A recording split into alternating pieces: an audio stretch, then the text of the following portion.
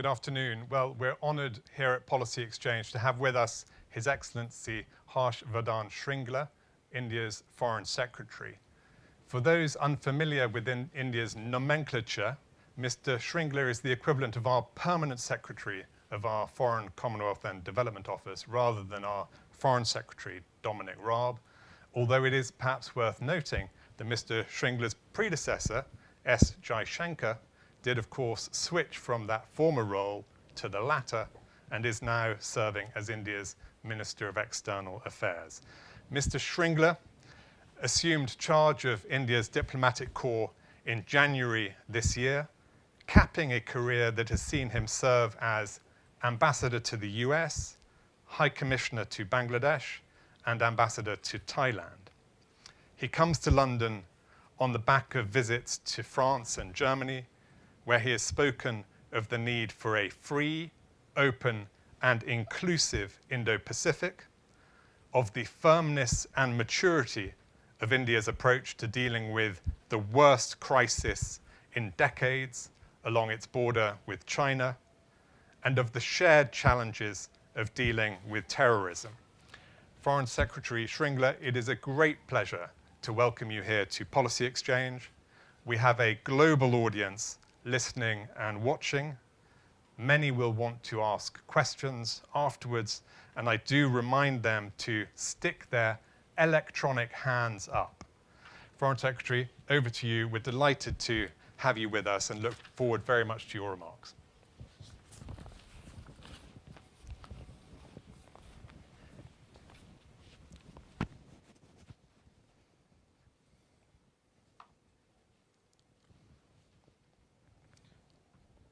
Lord Johnson of Marylebone, and thank you for the very kind introduction.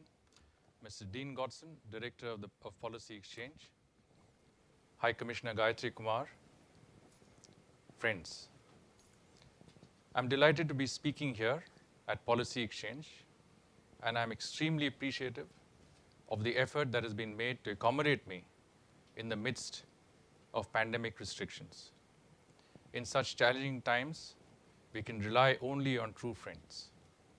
At the Ministry of External Affairs in New Delhi and at the High Commission of India here in London, we count Policy Exchange as not just an institution of great intellectual weight, but also a very special friend. So thank you once again. Diplomats and public policy thinks have an attribute in common. We are both in the business of persuasion. This is doubly appropriate in the context of my talk today, which is titled India's Vision of the Indo-Pacific.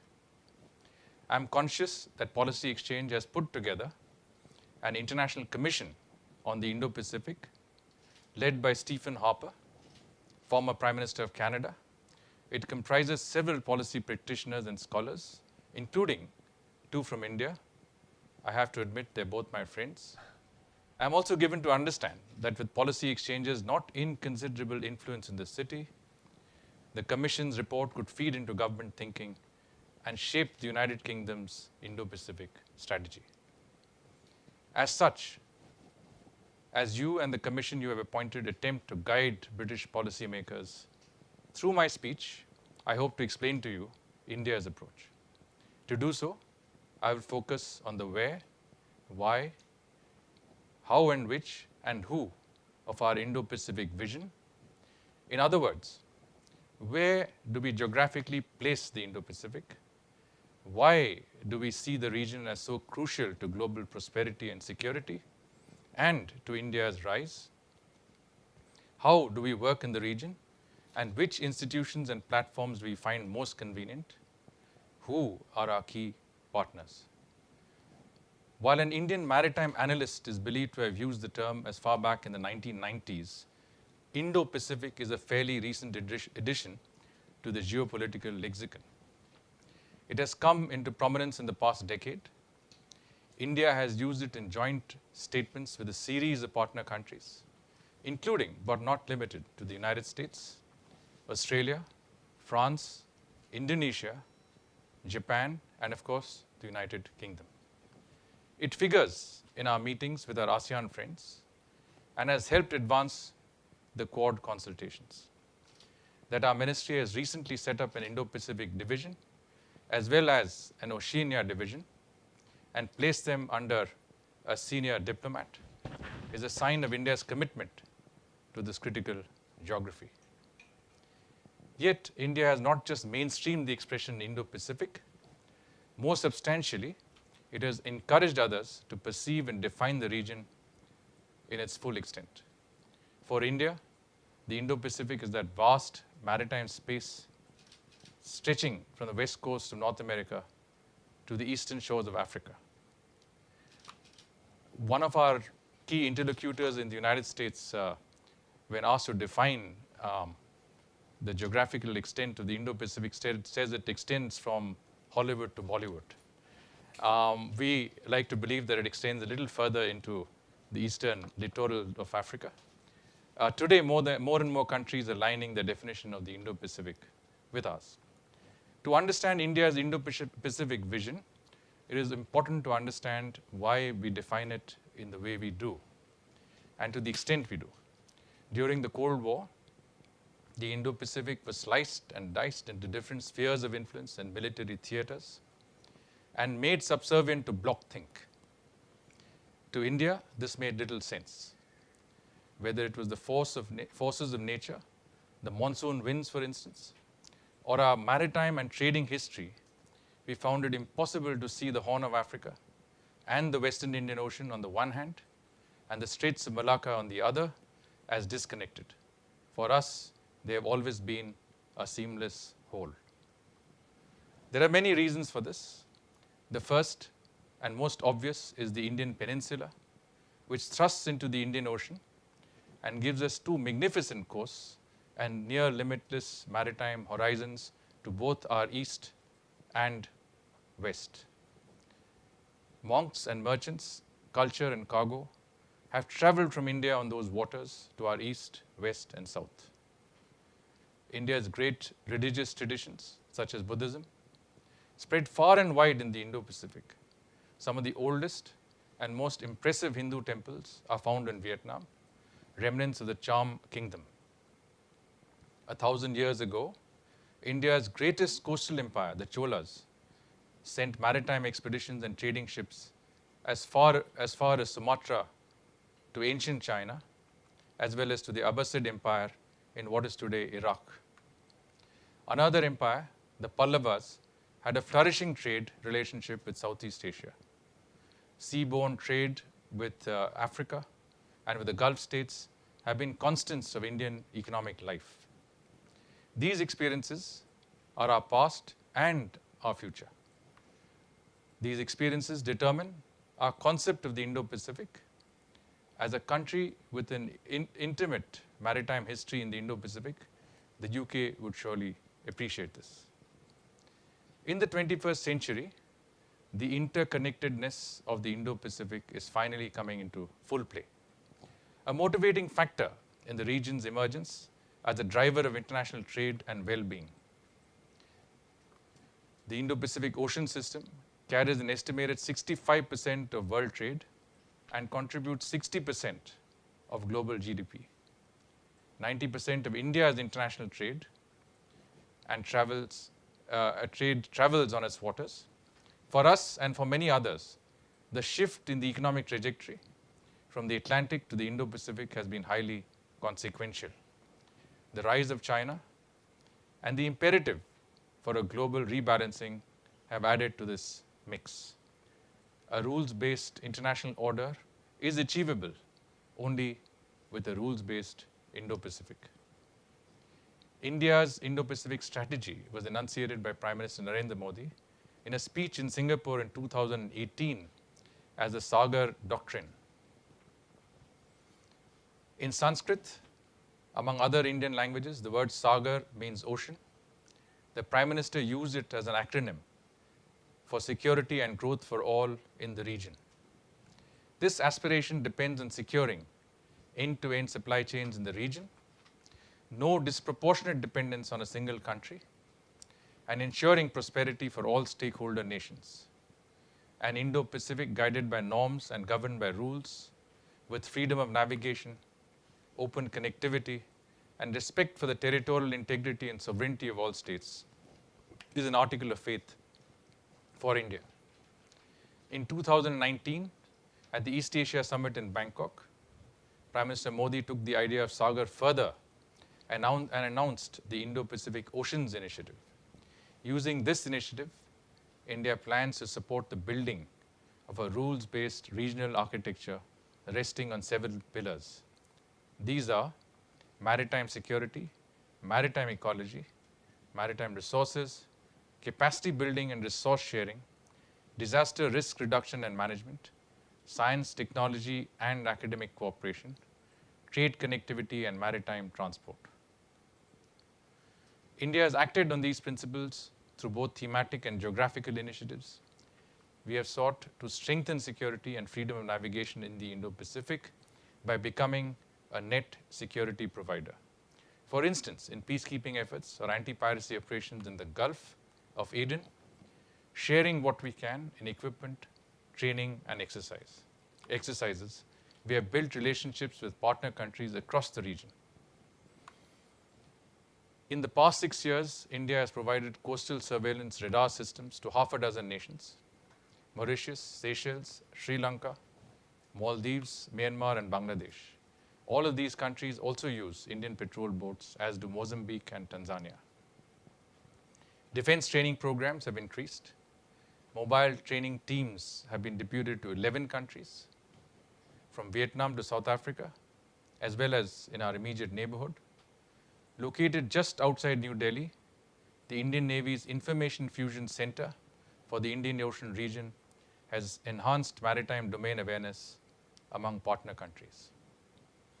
In the area of humanitarian assistance and disaster relief, India has not only built robust capacities, it has also established itself as an instinctive and unstinted early responder and a credible friend. Notable HADR missions in the Indo-Pacific in recent years have extended from Operation Rahat in Yemen in 2015, when India rescued and evacuated about 7,000 persons, including about 2,000 citizens of over 40 other countries. In responding to natural calamities like cyclones, from the eastern extremity of the Indo-Pacific in Sulawesi province in Indonesia in 2018 to the western extremity in responding to Cyclone Idai in Mozambique in 2019, Indian assistance and an Indian ship have never been far away. The Coalition for Disaster Resilient Infrastructure, or the CDRI, co-founded by India and the United Kingdom in 2019, is a corollary to such efforts, along with the International Solar Alliance, another institution co-founded by India, to evangelize renewable and specifically solar energy. CDRI is intrinsic to India's regional and global commitments to taking on climate change. As the COVID-19 pandemic hit us earlier this year, India did what it could to support its friends. Rapid response medical teams were sent to countries as far away as Kuwait and the Maldives, and on their request, throughout the lockdown, food supply lines were kept alive for the Gulf nations, as well as the smaller island states such as Mauritius, Seychelles, Madagascar, and Comoros. India has also promoted and contributed to infrastructure, connectivity, economic projects, and supply chains in the region, always prioritizing the needs of the host community and the ethic of equity, environmental sustainability, and social viability. I would go to the extent of suggesting that we have pioneered progressive thinking on such issues. Reading Germany's recently released policy guidelines for the Indo-Pacific region, I was struck by the prescription, and I quote, "When developing connectivity, it is important to facilitate fair competition, to avoid over-dependence on the part of the recipient countries, and to ensure transparency and sustainability," unquote.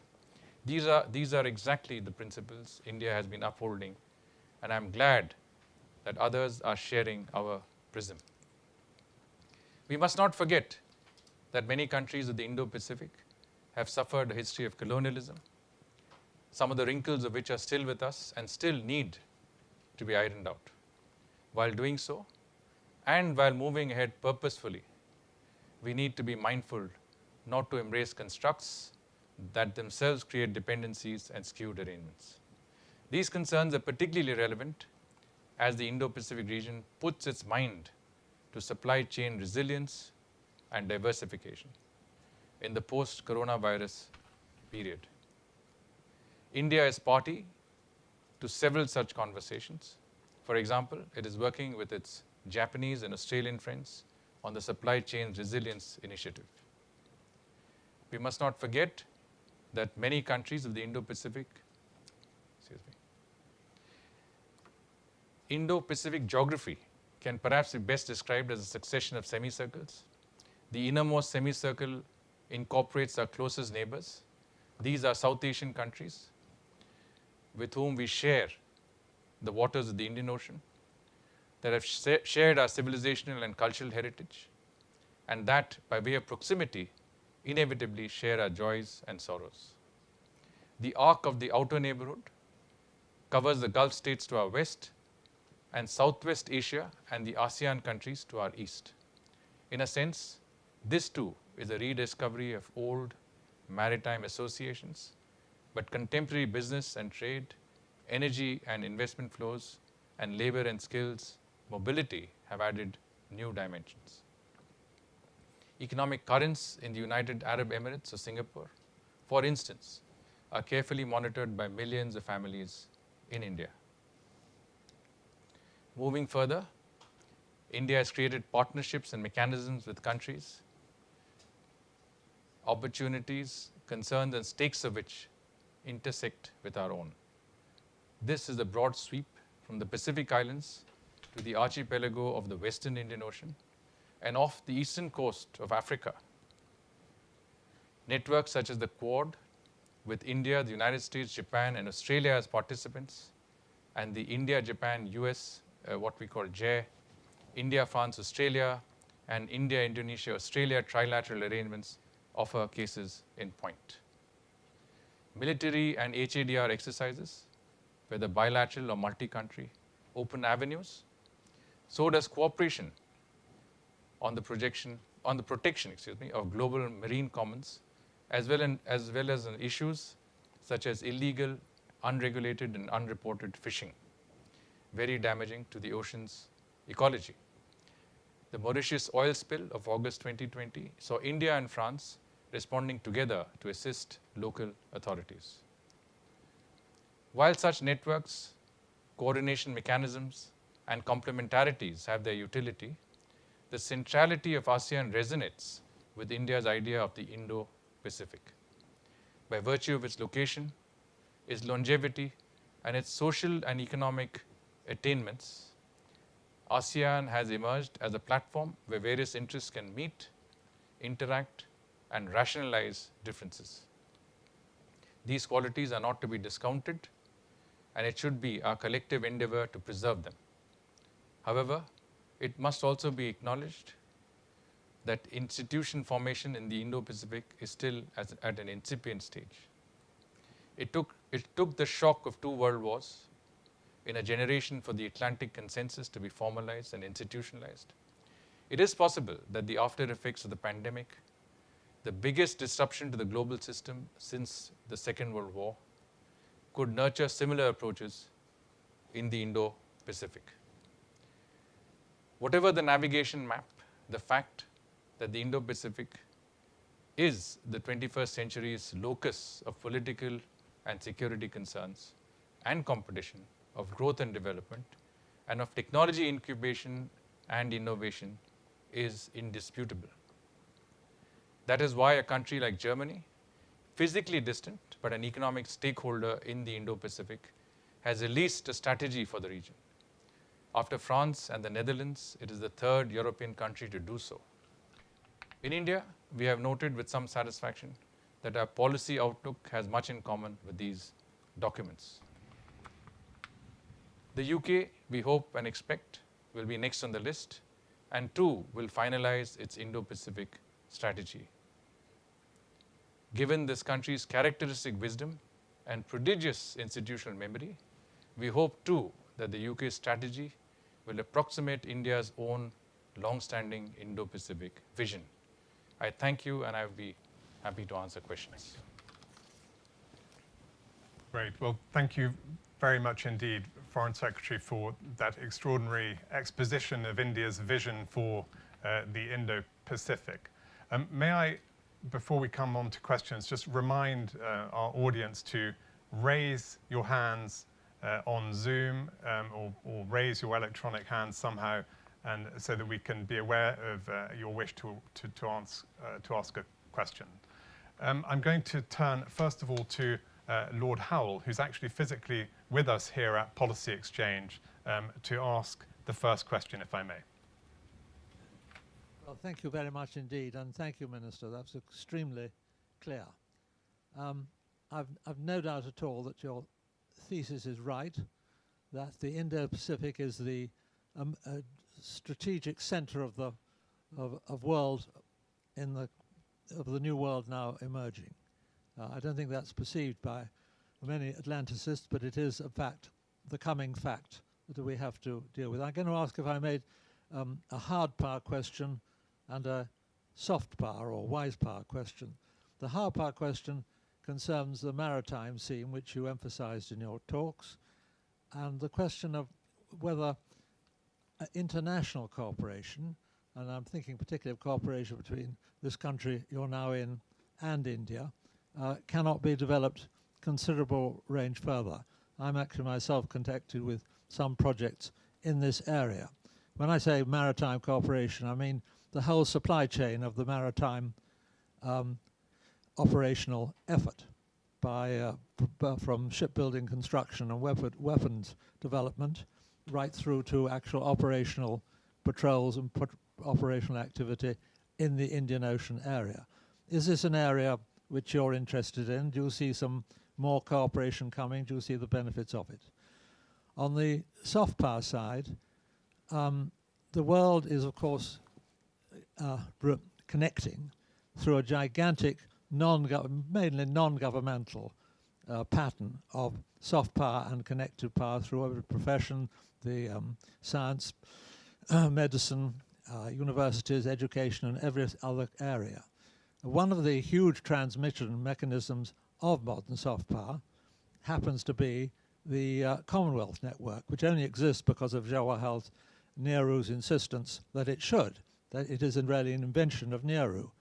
I don't think I heard you mention it in your speech, but does India appreciate that as well as the hard power we all need to integrate on, we need to develop these soft power links at every level, and that one of the ways, not the only one, but one of the very, very effective ways in which this is happening is through the Commonwealth Network. I'd like your comments on both those points. Thank you. Well, thank you very much, Lord Howell. With regard to your first question on cooperation on maritime cooperation in the international domain, I think this is central to the Indo-Pacific concept. The Indo-Pacific concept encompasses the Indian Ocean and the Pacific Ocean. There are vast swaths of water bodies that unite all our countries in the Indo-Pacific. Maritime cooperation is an important part of that exercise. The issue of creating secure, resilient, safe and sustainable supply chains has been very much, I would say, topical in recent months in the wake of the COVID crisis. I am myself part of an Indo-Pacific grouping that consists of several countries, including that ranges from the United States to Australia on the other end, but that also includes Japan, Vietnam, South Korea, and other countries. And one of the issues that we've discussed at quite some length is the issue of how do we work on creating secure supply chains, how do we work on bringing our synergies together and our complementarities together. And I think maritime cooperation is one of those that figure very importantly in that. I think countries really have to provide the institutional framework, provide the policy guidance, and clearly the Indo-Pacific concept as countries increasingly take on to that concept. There's greater traction for that concept. You will find that maritime cooperation and the possibility of making sure that there are networks that provide the commercial basis for that cooperation would come into play. In India, we have a fairly developed shipbreaking industry, but we also have a shipbuilding industry. We do require inputs in that regard from several countries, and there is a great amount of give and take that is involved in any international business today, or any international supply chain, and I think our countries need to sit down and work out how we can actually give practical shape to concrete areas of cooperation of the kind that you have mentioned. Coming down to the soft aspect of cooperation, and you mentioned the Commonwealth, and I do believe that the Commonwealth is a unique institution because it really brings together English-speaking countries, part of who were part of the British Empire, the erstwhile British Empire. But what is unique about the Commonwealth, I think, is that most of our countries are really within the Indo-Pacific zone, within Asia, within Africa, and also within the Pacific island area, which is Australia, New Zealand, etc. And I think the scope for cooperation in that regard is there. I think once more of our countries start working on what the Indo-Pacific represents, how they can get involved, I think taking it to the Commonwealth would be a logical corollary. And the Commonwealth is a natural organization through which we can take forward the Indo-Pacific concept. But I really would want to thank Lord Howell for raising these issues, because the Indo-Pacific is still very much an exercise in which we are all working together to define what it is, our own interpretations of what it is, and any ideas that could help us, I would say, come together on concrete areas of cooperation in this regard would be greatly appreciated. Foreign Secretary, India has traditionally been highly reluctant to be dragooned into Western alliances of any sort, and has put a premium on its position of maintaining strategic autonomy. Has the heightened risk of conflict with your northern neighbor, China, changed that calculus? And what does India now think of the US's attempts to give India the label of ally? Well, let me preface that by Johnson or Joe, if you permit me, by saying that India is a country which has proud traditions. It is a country of 1.3 billion people. Its GDP is it's either the 5th or 6th largest in the world today. We are an aspiring nation. We have a young population. 70% of our population is below 40 years of age. So from our point of view, what we are, I think, more, I would say, comfortable with is working with our partners, working in association with other countries, be it the United Kingdom, be it France, Germany, Australia. The word ally suggests a certain connotation which is both military in nature and working, I would say, in a certain level of following a larger country in that regard. Now, our relations with the United States has progressed exponentially. I have had the advantage of serving in that country. Just before I came here, we had 3 major meetings that involved the United States. The first was the Quad meeting in Tokyo in the beginning of October. We had US Deputy Secretary of State Steve Biegun, who came to India at the middle of the month. And we had the 2+2 ministerial dialogue at the end of the month. And what it made very evident was the length and breadth of our cooperation with what we call the comprehensive global strategic partnership is astounding. It ranges from defense to security, from technology to innovation, from people-to-people contacts, and I think it is really one of the unique relationships that has developed in the 21st century. And the same goes, I think Europe has become a very important partner. The fact that New Delhi felt I should be in Europe even while we are both fairly preoccupied with our respective COVID-19 situations, I think is a sense of the importance that we attach to the relationship with our friends in Europe.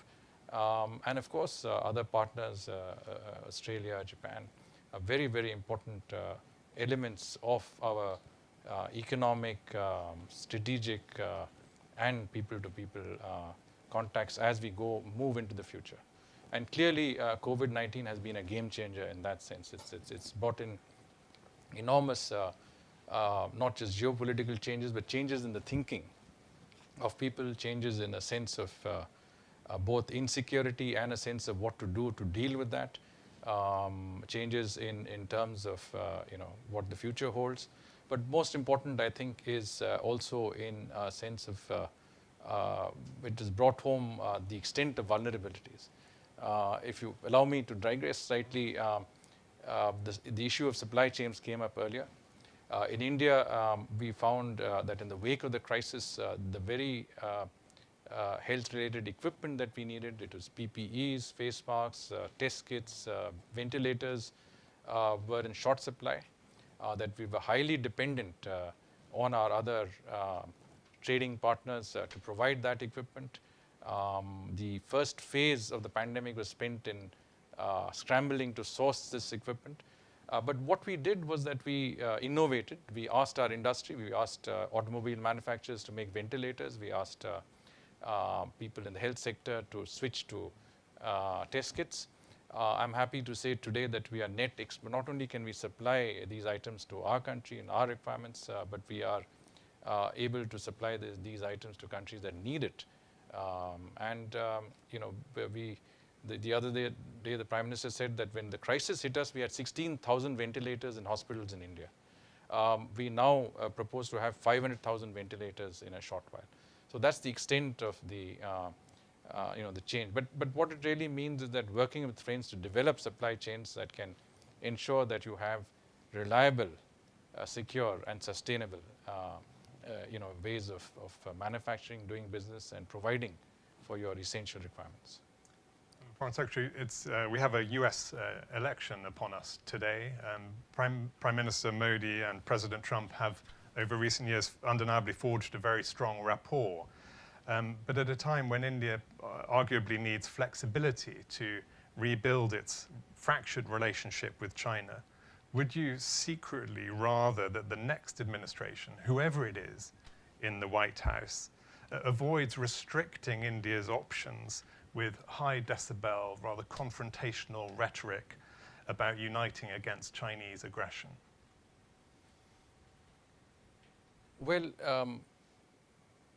it is, I would say, it is not really incumbent on us to advise another country how it should view its external engagements. And I know that was not your question. Your question is, what do we prefer?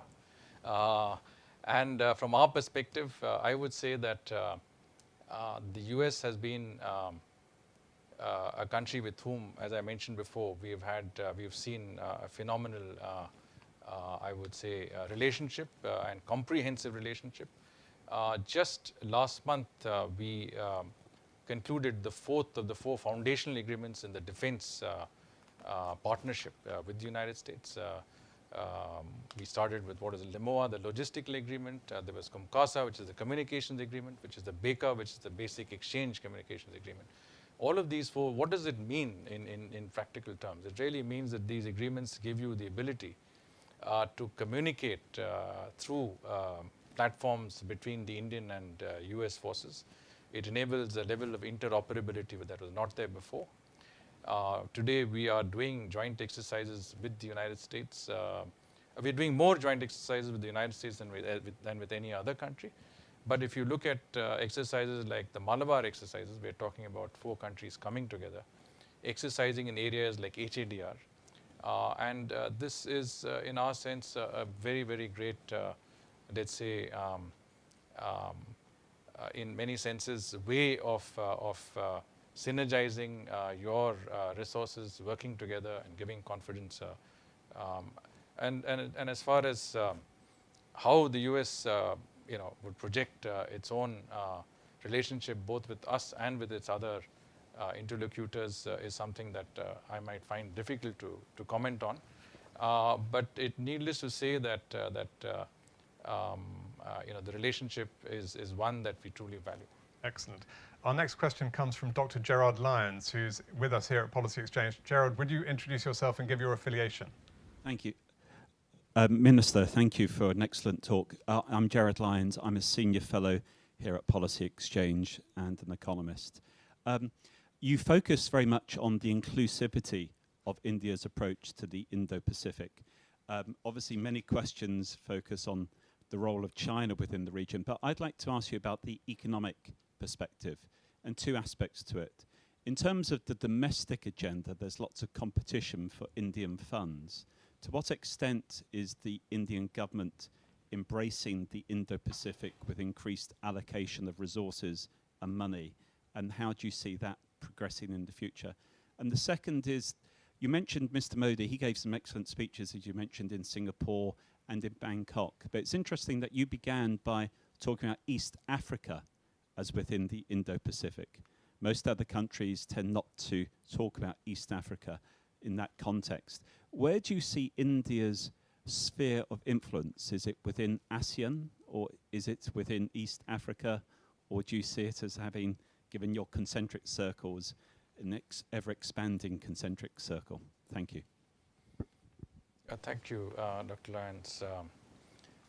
The word, inclusive does come in because when our Prime Minister described what our vision of the Indo-Pacific was, he said a free, open, transparent, and inclusive Indo-Pacific. By inclusive, it also means it's not mutually exclusive from that point of view.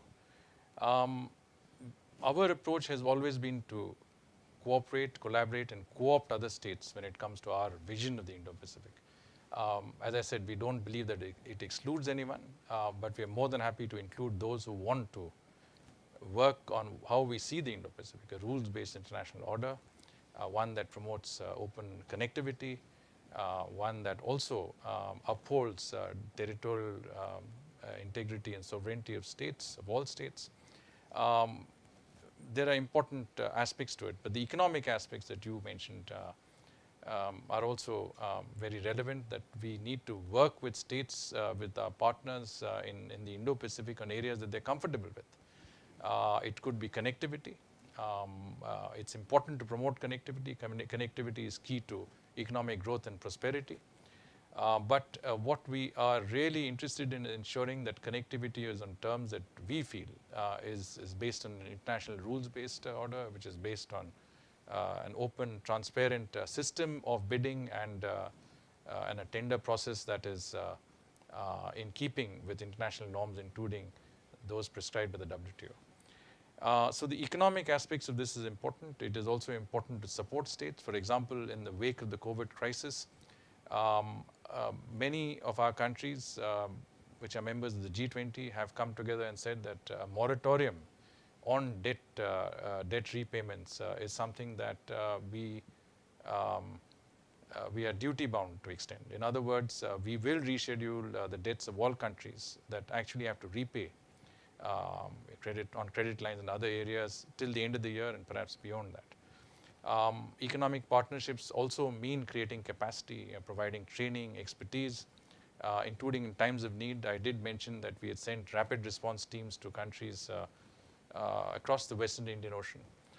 This is greatly appreciated because many countries, when hit with the crisis, didn't know how to react. They didn't know what it meant, what you need to do, what are the systems you need to put in place, what are the basic infrastructure you need to create to deal with the crisis, the dimensions of which most of us were completely unaware of. So the economic aspects are important. How can we work with states in areas that they're comfortable in taking forward the larger vision? And most of the states in the Indo-Pacific are developing countries. They need that assistance and they need that hand-holding that is an important component of that economic part of the Indo-Pacific vision.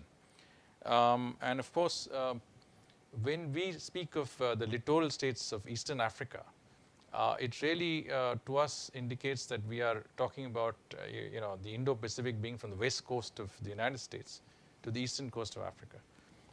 And as I mentioned in my address earlier, we don't look at this, as a zone that is as separate, whether it's the eastern part of the Straits of Malacca or the eastern coast of Africa, because these have been traditionally and historically for us areas of a great amount of, I would say, interaction. I would hesitate to use the word influence. It has a different connotation. But India has been present in these countries for centuries, if not millennia, through trade, through peaceful interactions, to cultural cooperation, whether it's Bali in Indonesia or whether it is in the Gulf in Oman. We have constantly been interacting historically, and this is the time in which we could continue to extend that cooperation, so that this is something that becomes a zone of a focus, so to speak. You mentioned East Africa, and I would say that we have very strong links with Eastern Africa, not only because of the colonial past. Many of the countries, Tanzania, Kenya, Uganda, have been and part of the British Empire.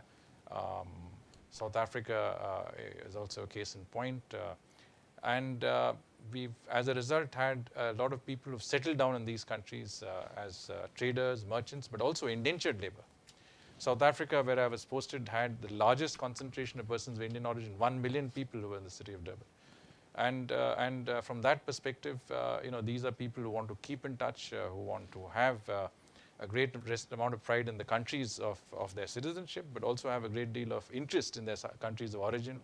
And so we have ties that bind us culturally, historically, and I would say through the Indian Ocean geographically with Eastern Africa. Thank you very much. Foreign Secretary, if you give us time for one more question, we have one from our audience online, from Dia Chakravarti, who I'll turn to now. Please give your affiliation.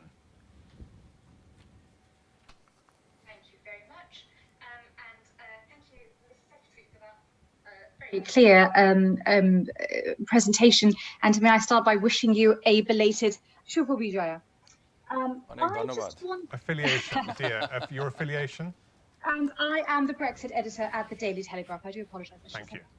So my specific interest is obviously in the sort of the Brexit talks going on at the moment professionally, and I know that you're going to embark on a sort of a Europe-wide tour as well. Many countries who deal with both and trade with both the EU and the UK have been quite vocal about what sort of a future relationship they want to see or they would wish for between these two blocks once we leave the transition period is over at the end of this year. I wondered, and it's quite an open question, what does India have in mind? Is there anything specific that you would like to see and your country would like to see coming out of these talks that we're being told both sides are working very hard for a solid conclusion? Yeah, but that's a very relevant question. My visit, I think, coincides with a very, very interesting time. We have both the COVID-19 situation and Brexit, which is very much in play. And both of these, in some senses, are game changers. They're game changers in terms of COVID because it is, I think, willy-nilly forced us to think very carefully on our geopolitical aspirations, on the way we conduct our relations with other countries, how we define the course of our future economic and political energies. So COVID-19 has been, in many both economically and in terms of a health crisis, a major factor that has allowed us to, forced us to think. And at the same time, Brexit, of course, has meant that both Europe and the United Kingdom, to some extent, or to a large extent, have to look at redefining their relationships with their principal partners all over again. And we see enormous opportunity in both situations, and I'm saying opportunity in a very, very positive sense. In the case of Brexit, we would see this as a unique opportunity to redefine and reset our ties with the UK.